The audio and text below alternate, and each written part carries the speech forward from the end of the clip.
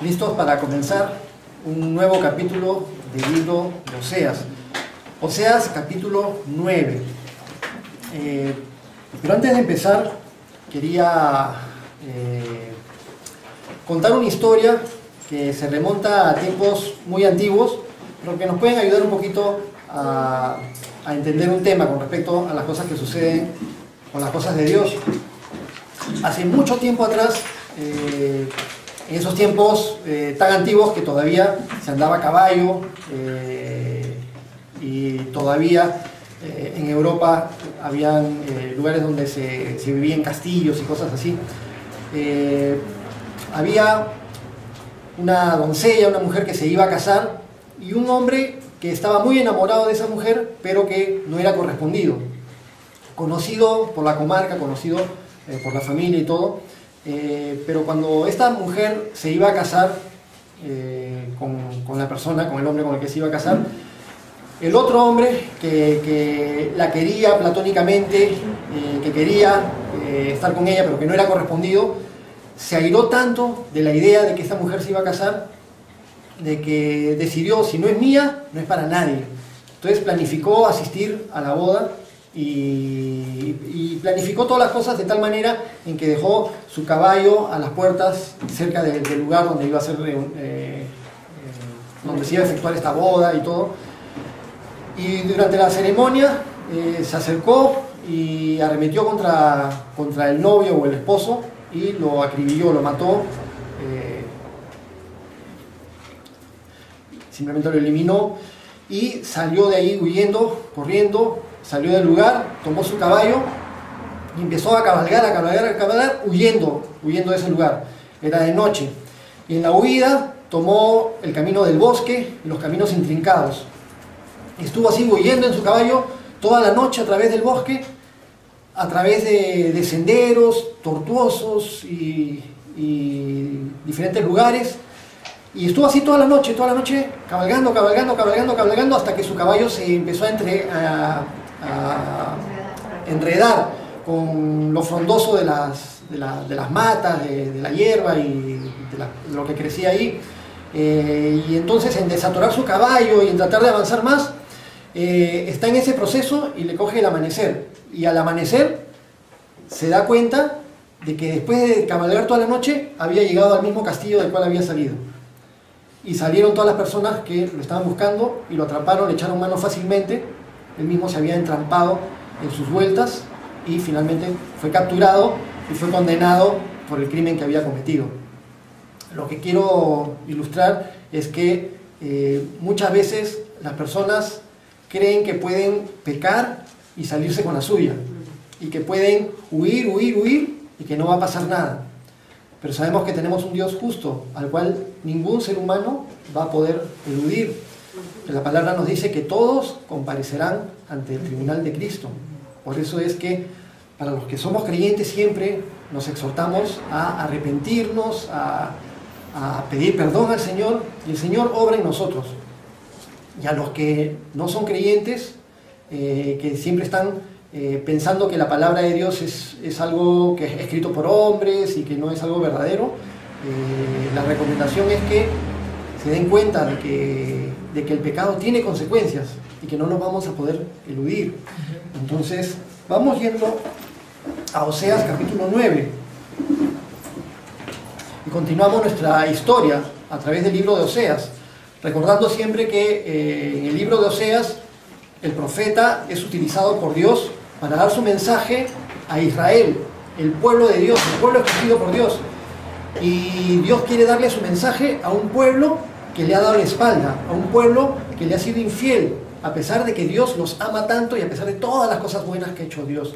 En los primeros 3 capítulos, ya lo habíamos mencionado en otras oportunidades, en los primeros 3 capítulos se nos habla un poco acerca de la vida del mismo Oseas, que experimentó tener una esposa infiel, una esposa que le daba la espalda, que se iba con otras personas y que no lo tenía en cuenta a su esposo, que confiaba en lo que las otras personas le iban a dar, en posesiones materiales, y en eso andaba confiada, hasta que el pecado le alcanzó y terminó siendo esclava y estando en una situación paupérrima, y Oseas va y la compra y la trae nuevamente por el amor que le tenía. Y Dios utilizó la vida de Oseas para ilustrar esta situación espiritual que tenía Israel. Ahora vamos a leer el capítulo 9 y vamos a ver cómo Israel va a afrontar las consecuencias de su pecado. Pero en medio de este mensaje a Israel, también se puede ver el corazón de Oseas, que se mimetiza o se identifica con el corazón de Dios.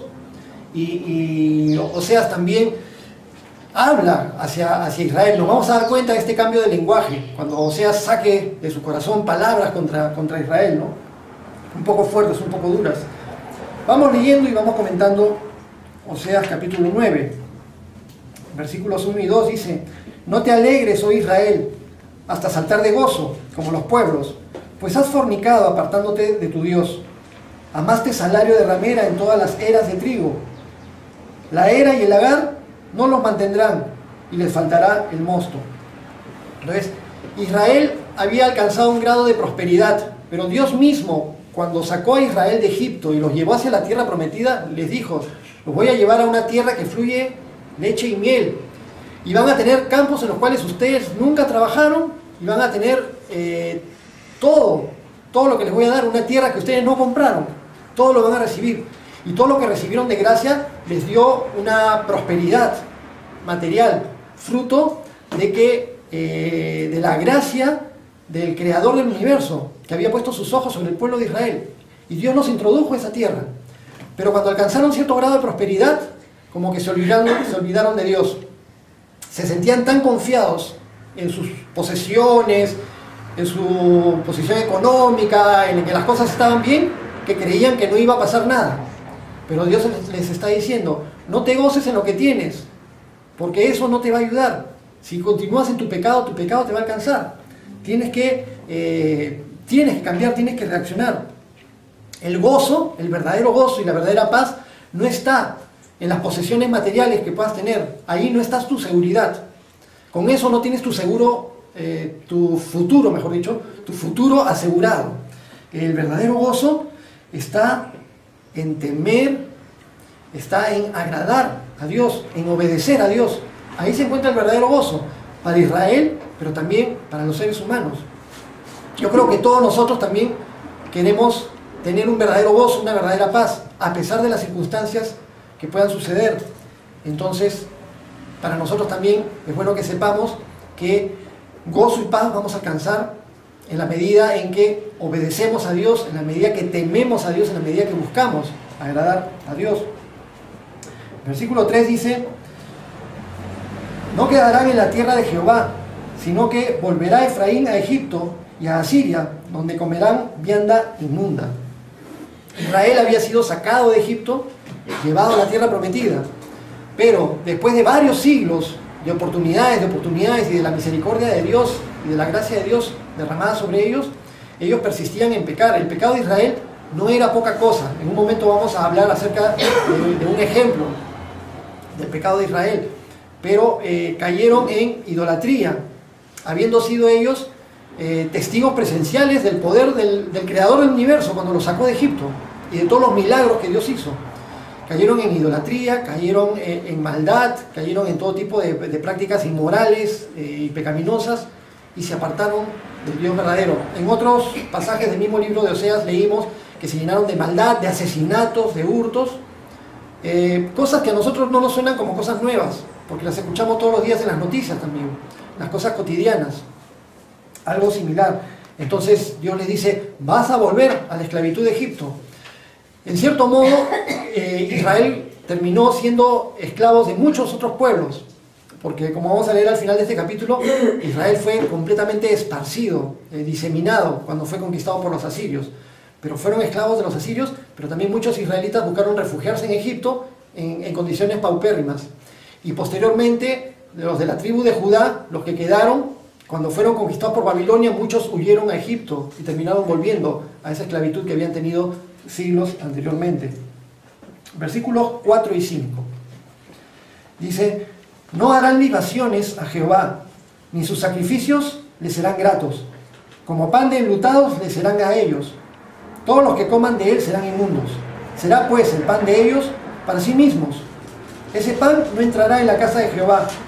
¿Qué haréis en el día de la solemnidad y en el día de la fiesta de Jehová? Entonces, les está diciendo Dios a su pueblo que toda la religiosidad que puedan tener, sus fiestas, sus libaciones, sus ceremonias, sus ritos, no les sirven de nada cuando están en una situación de constante pecado. Practicar una religión en desobediencia a Dios no agrada a Dios y no sirve de nada. Es más, es abominable frente a Dios. A veces las personas caen en el error de creer que porque practican una religión pero permanecen en pecados, creen que practicando la religión pueden compensar el pecado de alguna manera y equilibrarlo. No es así para con Dios. Muchas personas a veces están en situaciones de pecado, como comentamos la semana pasada. La semana pasada comentamos acerca de ese ciudadano canadiense que había alcanzado una fortuna y que daba cantidades muy importantes de dinero a la iglesia para callar su conciencia porque estaba en pecado, porque tenía una vida licenciosa, ¿no? Pero el hecho de asistir a la iglesia todos los domingos y el hecho de dar grandes aportes, eso no compensaba el pecado en el cual estaba, y al final sufrió las consecuencias de su pecado. Llegó al extremo de mandar a asesinar a su propia esposa. Los que no vinieron la semana pasada lo pueden ver en el video.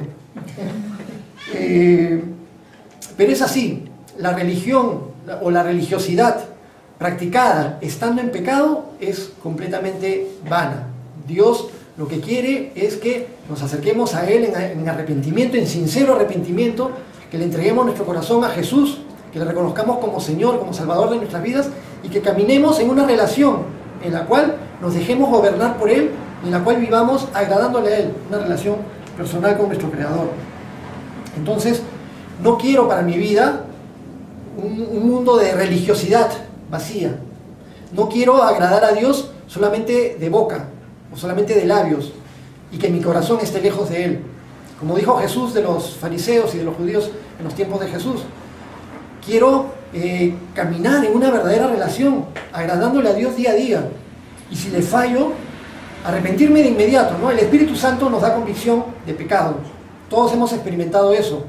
Sabemos que cuando le fallamos a Dios, el Espíritu Santo hace que algo adentro de nosotros nos haga sentir esto no está bien, esto no está bien. Si es que estamos defraudando, si engañamos, si chismoseamos, si vemos cosas que no debemos ver, si participamos en cosas que no debemos participar, el Espíritu Santo nos va a dar convicción de pecado.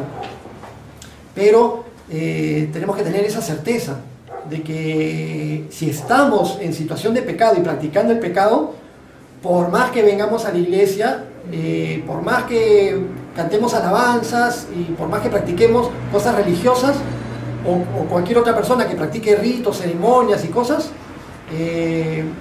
estando en pecado, practicando pecado y no saliendo del pecado y no arrepintiéndose del pecado, vamos a estar en una situación que es abominable ante Dios y la práctica religiosa no nos va a ayudar de nada. En todo caso, lo que sí sabemos para nosotros como creyentes cristianos es que sí es bueno que seamos expuestos a la palabra, pero también es bueno que reaccionemos cuando tenemos que reaccionar o que ayudemos a que otras personas reaccionen cuando necesitan reaccionar. Versículo 6 dice: porque he aquí, se fueron ellos a causa de la destrucción, Egipto los recogerá, Memphis los enterrará, la ortiga conquistará lo deseable de su plata, y espino crecerá en sus moradas. Entonces, como habíamos mencionado hace un momento, Israel nuevamente va a retroceder, va a caer en una esclavitud en Egipto. Sus pertenencias y toda su plata va a ser ahogada con, dice aquí, con la ortiga. Es una forma un poco poética de decirlo, pero lo que quiere decir en realidad es que las riquezas no van a servir para nada cuando vengan las consecuencias del error. Nosotros no queremos volver atrás, queremos mirar hacia adelante, queremos ir cuesta hacia arriba, caminando hacia nuestro Señor, hacia nuestro Salvador. No queremos retroceder. ¿Se acuerdan tantas veces que nos han dicho en diferentes mensajes, en prédicas, que el cristianismo es una cuesta que se sube hacia arriba, pero que no te puedes quedar parado? Porque si te quedas parado, te deslizas hacia atrás. Tienes que estar avanzando y avanzando. No somos de los que queremos retroceder, no queremos volver atrás, no queremos volver a la esclavitud de la cual Dios nos ha liberado. No queremos ser necios, volviendo a ser esclavizados en algo de lo cual antes nos sentíamos tan mal, cuando estábamos en las cosas que no debíamos estar. Y Dios nos libró, y luego muchas veces los seres humanos en nuestra necedad volvemos a esclavizarnos. Pero no queremos hacer eso. Ahora nos cogemos fuerte de la mano de Dios y no nos soltamos de Él. Por la gracia y por la misericordia del Señor, el Señor nos va a ayudar a ir hacia adelante. Dice el versículo 7, vinieron los días del castigo y vinieron los días de la retribución, e Israel lo conocerá. Necio es el profeta, insensato es el varón de espíritu, a causa de la multitud de tu maldad y grande odio. Atalaya es Efraín para con mi Dios, el profeta es lazo de cazador en todos sus caminos, odio en la casa de su Dios. Acá está hablando de una forma un poco irónica, como aquellas personas que se burlan y menosprecian a los que hablan de parte de Dios, pensando que el que habla de parte de Dios es necio, cuando es todo lo contrario. El que habla de parte de Dios está siendo obediente en dar un mensaje que no es popular, un mensaje que muchas veces no es agradable y que no es bien recibido. Cuando Dios enviaba profetas, muchas veces los profetas eran rechazados, eran incomprendidos, eran perseguidos, eran golpeados, torturados y a veces hasta los mataban. A Jeremías lo metieron en prisión, lo torturaron, a otros profetas los perseguían como a Elías, incluso Isaías, no lo dice en la Biblia, pero la tradición judía lo dice, fue aserrado por el medio, por el rey Manasés, un rey completamente despiadado, de los últimos reyes de Judá. Entonces sufrían las consecuencias de dar un mensaje verídico de parte de Dios. Pero no pasó solamente con los profetas, pasó también con Jesucristo. Cuando Jesucristo hablaba de parte de Dios, y los religiosos que le decían, demonio tienes, se atrevían a decirle endemoniado al Hijo de Dios, al Creador, que venía a decir la verdad. Pero parece que a la gente no le gusta la verdad. A la gente no le gusta que le digan algo que vaya en contra de sus propios intereses, en contra de lo que se han propuesto hacer y que está mal. Y eso también sucede en nuestros tiempos. Cuando hablamos la palabra de Dios en nuestras familias, con nuestros amigos, en nuestro trabajo, a veces cae bien lo que decimos, o nos menosprecian, o nos tratan como locos, o como lunáticos, o pobrecitos, estos fanáticos religiosos. Hay veces que es necesario hablar, y hay veces que vamos a tener que dar el mensaje de la palabra de Dios, pero ya sabemos lo que vamos a recibir. Es normal que vean como necio a aquel que da el mensaje de Dios, pero eso sucede porque hay una completa pérdida de la perspectiva espiritual en aquellos que están en pecado, en aquellos que están en el mundo. El que está en el mundo, el carnal, no tiene discernimiento. Las cosas espirituales necesitan discernirse espiritualmente, y las pueden discernir aquellos que tienen el Espíritu Santo de Dios, aquellos que han nacido de nuevo. Muchas cosas que para nosotros son muy lógicas, para el mundo no son lógicas. Cosas que a nosotros nos parece lo más normal y lo más natural del mundo, para los del mundo no es normal ni es natural, es todo lo contrario, porque no pueden discernir. Nosotros debemos orar para que Dios despeje sus ojos que están cegados por el enemigo, por el príncipe de este mundo, sus pensamientos que están entenebrecidos, pensando todo el mundo que todo es normal. Hoy esto está bien, con tal que no le hagas daño a nadie, eso está bien. Y no es cierto que no le hagas daño a nadie, porque muchas de las prácticas pecaminosas, muchas veces en lo secreto, las utilizan para pervertir a otros. Aun cuando dicen que no está mal, sí está mal. Y nosotros tenemos lo que Dios nos dice. Continuamos con el versículo 9. Dice, llegaron hasta lo más bajo en su corrupción, como en los días de Gabaa. Ahora se acordará de su iniquidad, castigará su pecado. Habla con que Israel llegó hasta lo más bajo. ¿Qué punto puede ser ese como para que el pueblo de Israel haya llegado hasta lo más bajo? ¿Pueden imaginar? a qué grado de corrupción, de degradación, de pecado, de rebeldía en contra de Dios debió haber llegado el pueblo de Israel para que llegue hasta lo más bajo, para que la palabra de Dios diga que ha llegado hasta lo más bajo. ¿Qué podría ser lo más bajo? ¿Qué grado de corrupción? Ni podríamos imaginarlo, ¿no es cierto? Pero lo que sí sabemos es que Dios siempre da oportunidad, siempre da oportunidad, siempre da oportunidad, y Dios siempre está esperando que las personas se arrepientan. Y está ahí exhortando, animando, dando oportunidades y dando circunstancias para que las personas reaccionen, sean personas X o sean personas de su pueblo. Porque Dios ama a todos los seres humanos que creó, los ama.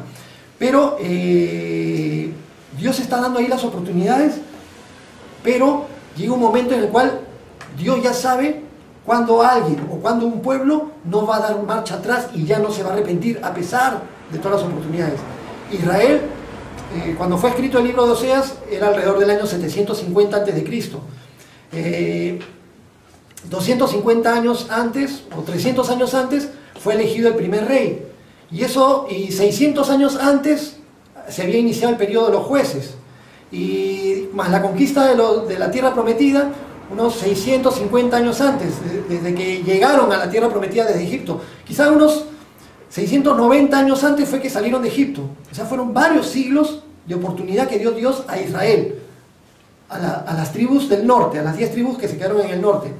Y tras oportunidades de siglos, con Dios exhortando, animando y mandando siervos para que le llamen la atención al pueblo para que reaccione. Pero llegó un tiempo en el cual ya no reaccionaban y ya no daban marcha atrás. Hasta que en el año 720 a.C., finalmente los israelitas fueron conquistados y arrasados por el imperio asirio. Llegaron hasta lo más bajo, dice, en su corrupción, como en los días de Gabaá. ¿Qué sucedió en los días de Gabaá? En el libro de Jueces, ustedes lo pueden leer en sus casas, ya les queda como tarea para la casa. En el libro de Jueces, capítulo 19, habla acerca de la historia de un levita que tenía una esposa, una concubina, mejor dicho, que le fue infiel, y esa concubina huyó de su esposo el levita y se fue donde su papá. Y después el levita fue detrás de su concubina y la ubicó en la casa de su suegro y la buscó allí.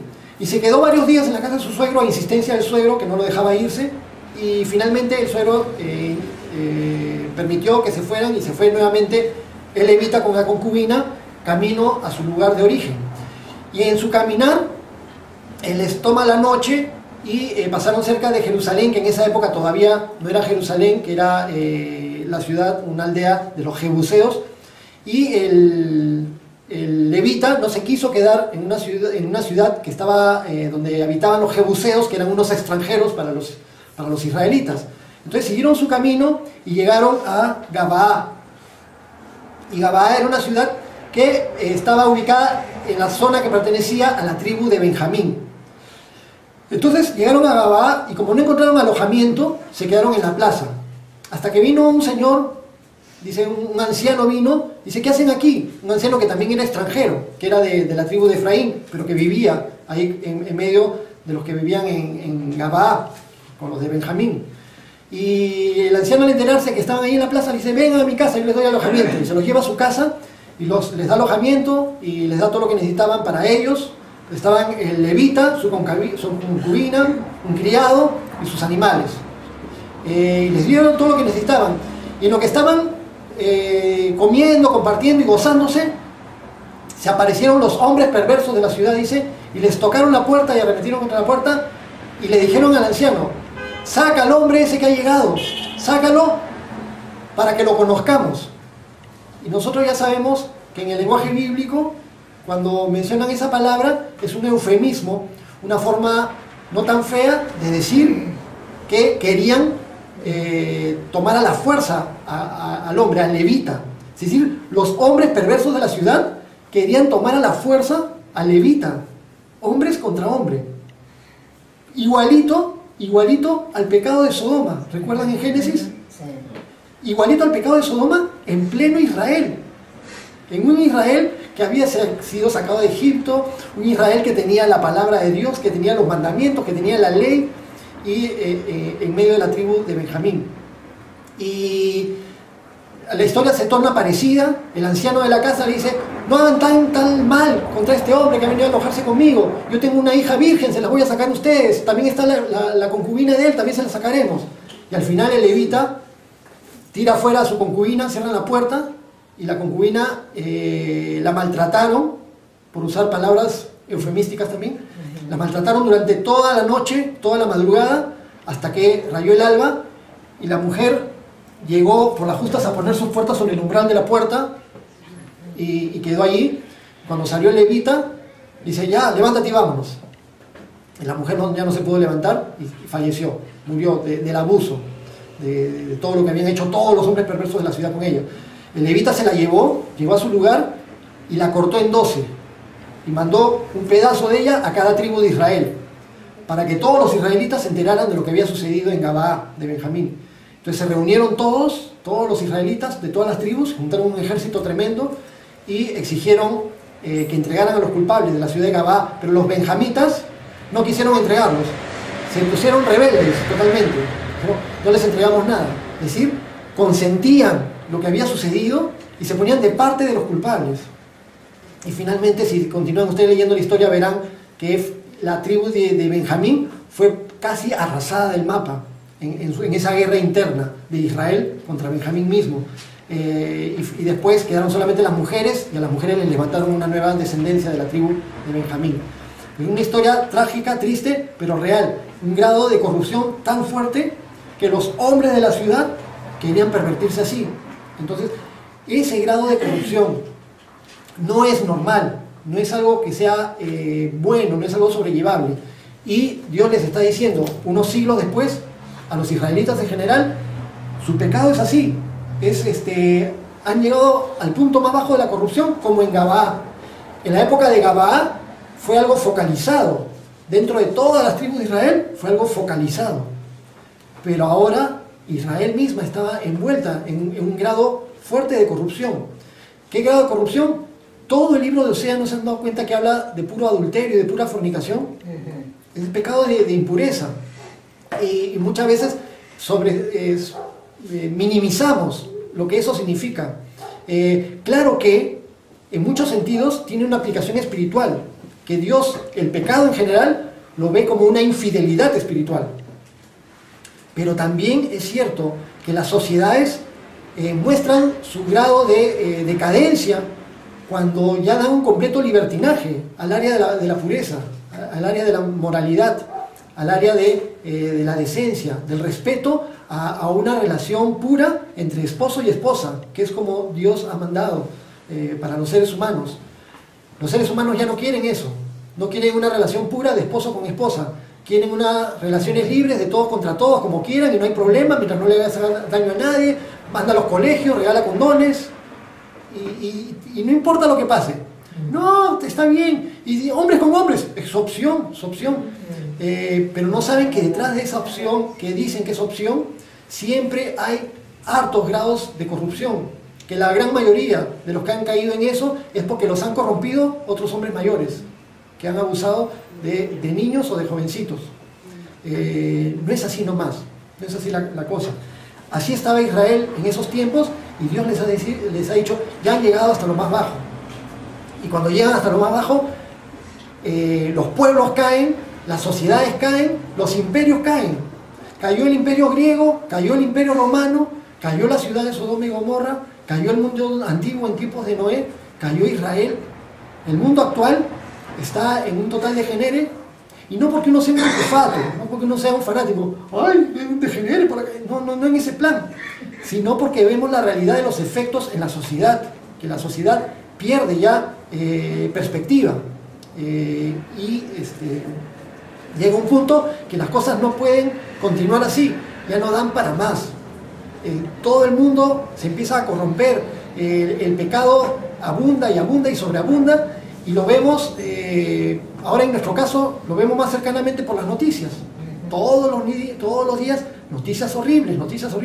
¿Cómo es posible que pueda suceder eso? Pero sí es posible, pues. ¿no? Y cada vez más cercano, en muchos lugares, en muchas personas, en nuestra sociedad, en círculos de adinerados, en círculos pobres, en círculos sociales altos, en círculos sociales bajos, en todo ámbito. No se escapa nadie. Las cosas así no pueden continuar y Dios va a actuar. Dios va a actuar para arreglar las cosas, para que el ser humano se reencamine. Dios actuó en Israel, fue un tiempo doloroso, y Dios va a actuar en nuestros tiempos también. Este mundo no da para más y va a venir un tiempo que se llama de gran tribulación. Está en la Biblia y no se va a poder evitar.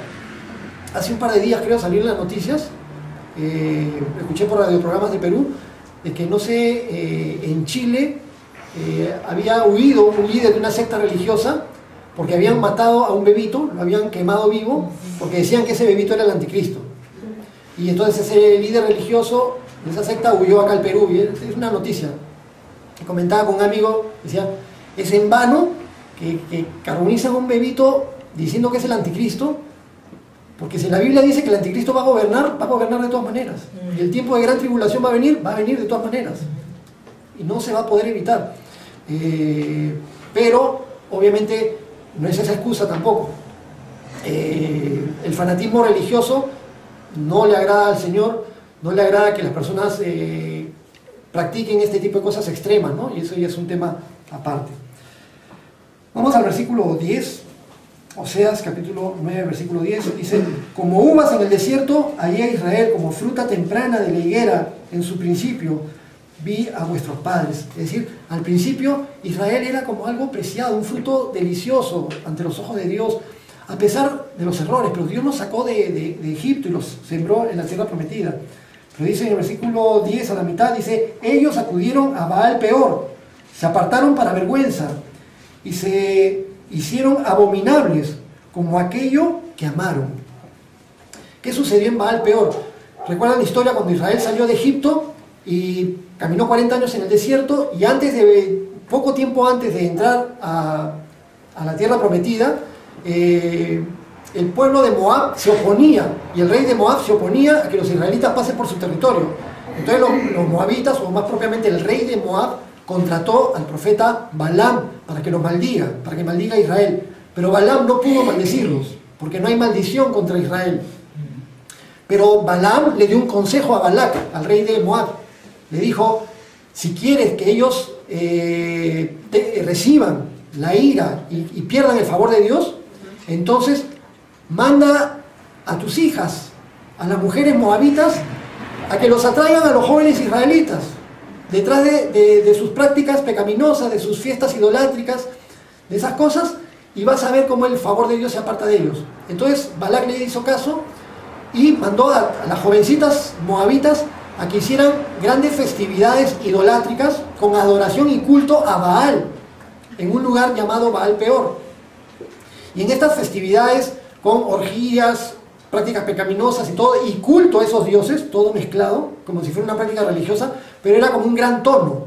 Las jovencitas de Moab invitando a los jovencitos de Israel: vengan al gran tono, y los chicos fueron redonditos, chicos, jóvenes y grandes, y se inmiscuyeron en todo este asunto, y cuando estaban en medio de las prácticas pecaminosas y en adoración a Baal, al dios de los moabitas, en ese lugar llamado Baal Peor, entonces vino la ira de Dios sobre el pueblo de Israel. Entonces el daño que no pudo hacer Balaam maldiciéndolos, el daño fue más grande cuando el mismo pueblo se fue detrás de la idolatría con tal de satisfacer sus propios placeres. Y eso está haciendo mención. Dice al final del versículo 10, al final, dice: se hicieron abominables como aquello que amaron. Hacerse abominables como aquello que amaron. Y acá encontramos también una verdad espiritual. Uno se vuelve como aquello que ama.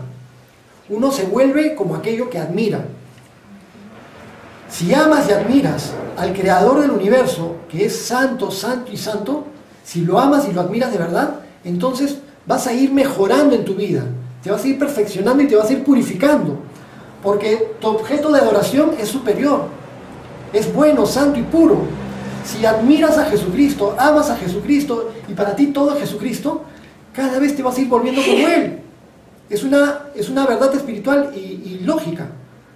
Y sucede todo lo contrario cuando el objeto que nosotros amamos, que admiramos y que queremos tener es algo que no es Dios.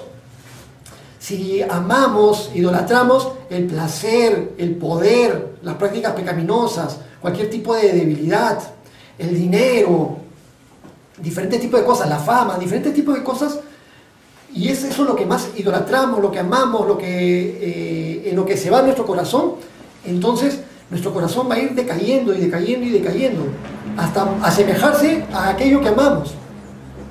El dinero es algo inerte.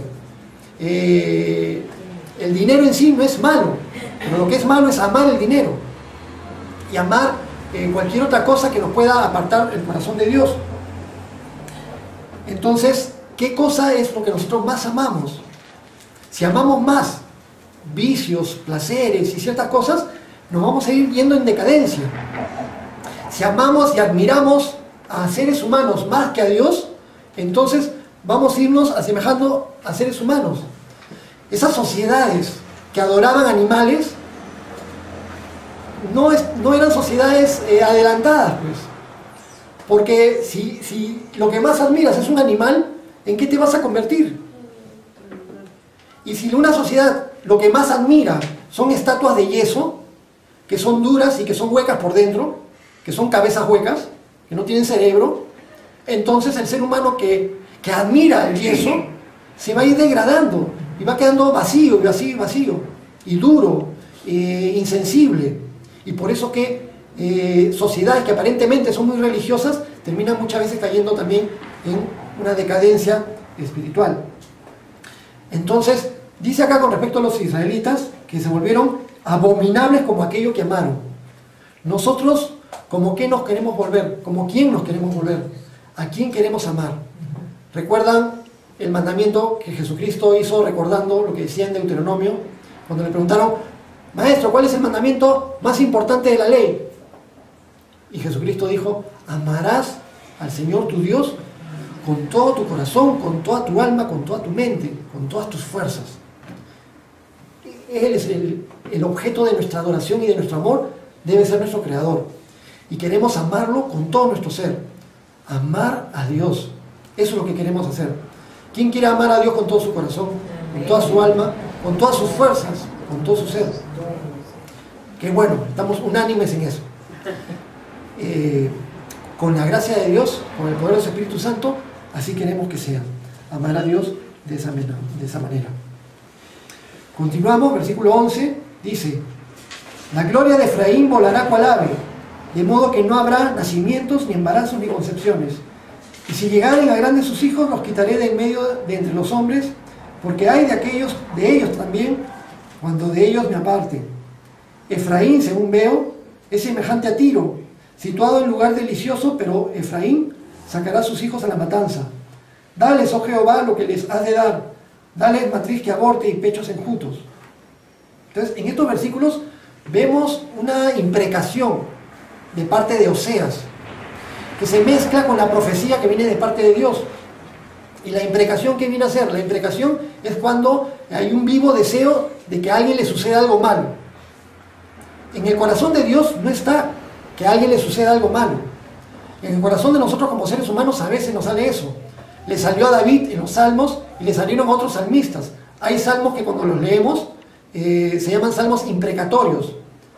Sí, Señor, párteles la cabeza como se lo merecen. Y ves un salmo así que dices, wow, ¿cómo un salmo puede decir eso? Es una imprecación que es producto de un corazón adolorido. El poeta que escribe estas cosas de parte que está siendo testigo de tantas injusticias y de tantas cosas. Oseas había experimentado en su propia vida la infidelidad de su esposa, que lo había abandonado, que lo había dejado con sus hijos, que se iba detrás de otros hombres, que se iba detrás de riquezas y otras cosas, y que lo menospreciaba y que terminaba tan mal. Entonces, y al ver Oseas que la situación espiritual de Israel era igual, y era tan pervertida, y tan perversa, y tanta maldad, y eran tan ingratos con un creador que los amaba tanto, entonces Oseas se indigna y dile, dale, Señor, que suceda esto, que les pase esto, ¿no? Y suena fuerte, es el producto de la indignación, que está en el corazón de Oseas. Pero cuando Dios habla, no es que Dios desee hacerle mal a alguien, sino que Dios más bien avisa lo que va a suceder si es que no se arrepienten. Versículo 15. Toda la maldad de ellos fue en Gilgal. Allí pues les tomé aversión por la perversidad de sus obras, los echaré de mi casa. No los amaré más. Todos sus príncipes son desleales.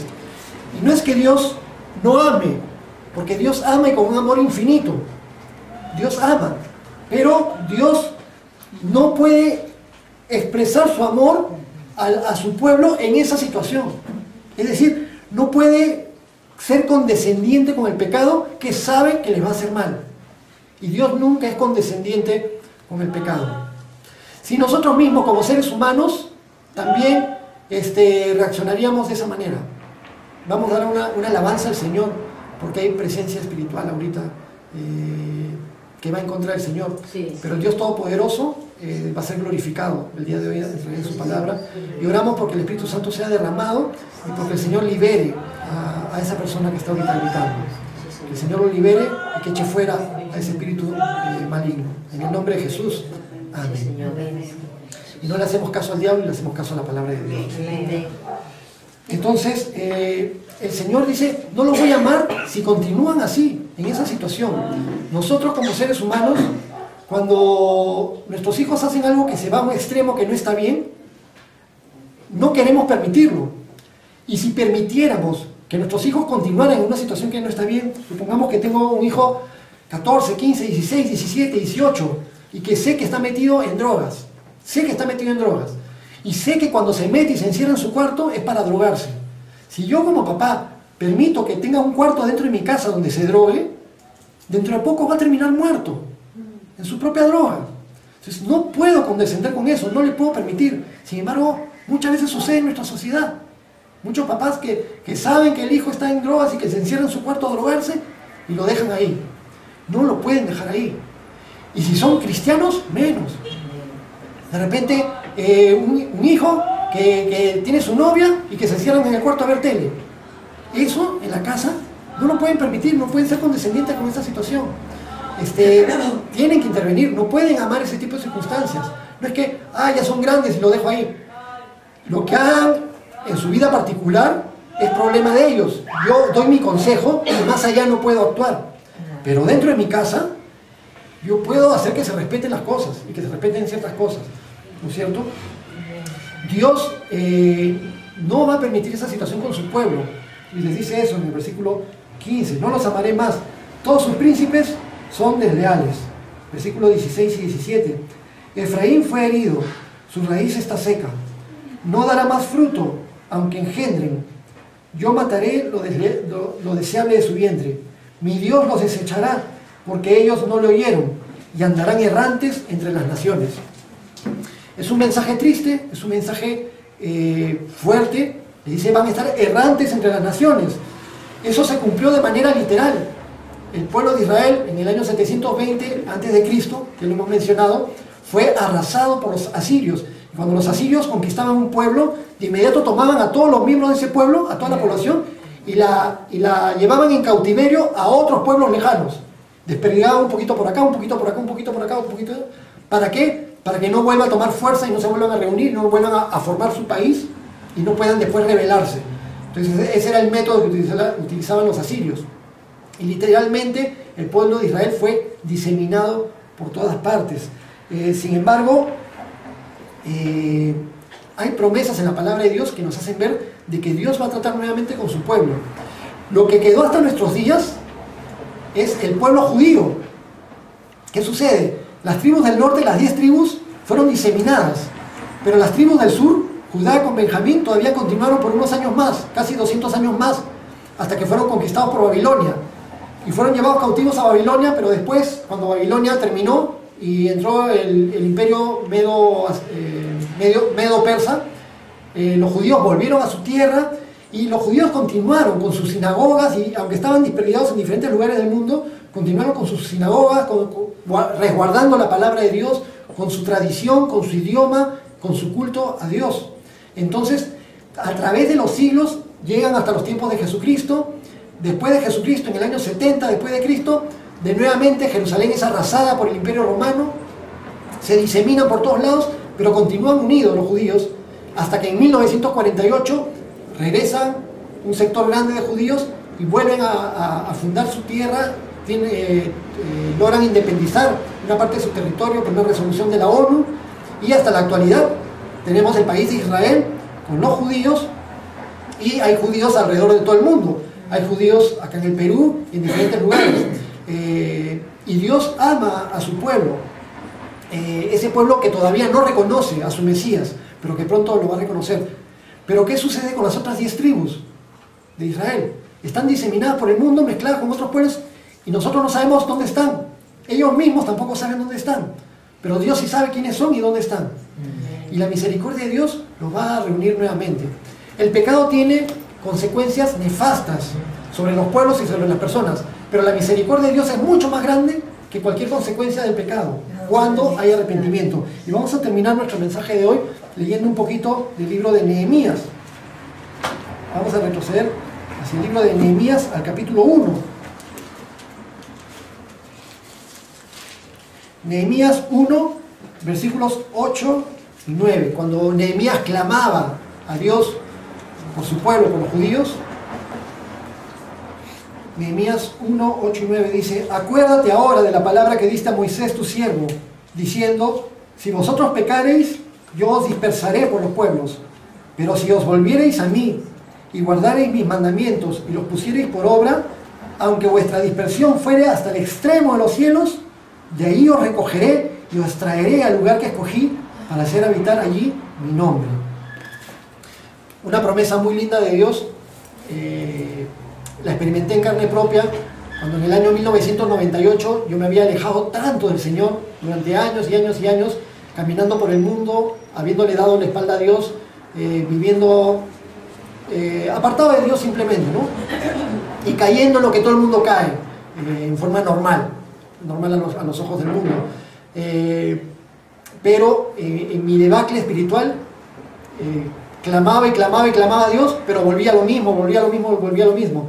Hasta que en el año 98, en marzo del año 98, el Señor me trajo de vuelta a sus caminos. Y cuando me trajo de vuelta a sus caminos, me mostró esta palabra que decía en el versículo 9: pero si os volviereis a mí y guardareis mis mandamientos y los pusiereis por obra, aunque vuestra dispersión fuera hasta el extremo de los cielos, de allí os recogeré. Sentí que Dios me había recogido y que me trajo de vuelta a sus caminos. Y os traeré al lugar que escogí para hacer habitar allí mi nombre. Y le dije: Señor, pase lo que pase, y aunque te vuelva a fallar, nunca más permitas que me vuelva a soltar de ti.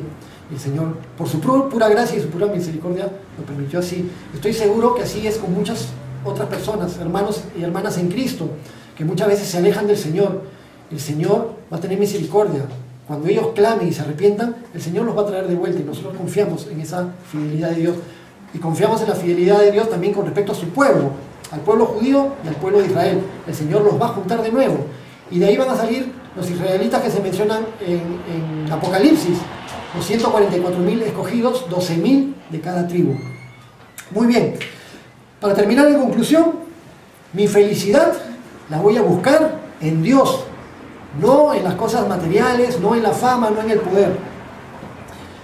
No quiero volver atrás a una vida de pecado que me traiga tanta tristeza y tantas consecuencias nefastas en mi vida. Quiero ir hacia adelante. No quiero vivir en un doble mundo de religiosidad y de prácticas religiosas. Parecer que soy muy religioso, asisto a la iglesia, estoy con los hermanitos, aleluya, gloria a Dios, y llevo una doble vida de pecado. No quiero permitir eso en mi vida. Y nos quedamos con lo más importante de la ley y de los profetas. Amarás al Señor tu Dios. Pero ahora lo aplicaremos en nuestra propia vida. Amaré al Señor mi Dios con todo mi corazón, con toda mi alma, con toda mi mente, con todas mis fuerzas. Amén. Amén. Terminamos en oración. Bendito Rey de todo el universo y Rey de nuestras vidas, te damos gracias por habernos permitido nuevamente ser expuestos a tu palabra. Señor, vemos muchas cosas que son narradas en el libro de Oseas, que las vemos como cosas fuertes y trágicas, pero es la realidad de un mundo que te da la espalda, de un mundo que se pervierte en sus propios caminos y que no se acuerdan de su Creador. Ayúdanos, Señor, a no mirar con menosprecio a los demás, a los que están en error, sino al revés, a mirarlos con amor y con compasión. Pero ayúdanos a no ser condescendientes con el pecado, sino todo lo contrario. Todo lo que esté mal en nuestras vidas queremos rechazarlo, dejarlo atrás, arrepentirnos y pedirte perdón. Y que tú nos permitas, Señor, tener vidas que te agraden. Bendito Dios, queremos, anhelamos amarte a ti sobre todas las cosas. Que tú seas siempre el primero por sobre todo. No queremos tener dioses ajenos delante de ti. No queremos, Señor, caer en idolatría, de amar a nada ni a nadie antes que a ti. Bendito Señor, y queremos amarte con todo nuestro corazón, con toda nuestra mente también, con todas nuestras fuerzas, con toda nuestra alma. Queremos de esa manera también poder amar a nuestro prójimo como a ti mismo, y de esa manera cumplir con toda la ley, con todos los mandamientos, con todos los profetas, con toda tu palabra, y agradarte a ti, Señor. Pero solamente lo podremos hacer por medio de tu Hijo Jesucristo y con el poder de tu Espíritu Santo. Llénanos de ti, Señor, y esto te lo pedimos en el nombre de Jesús. Amén.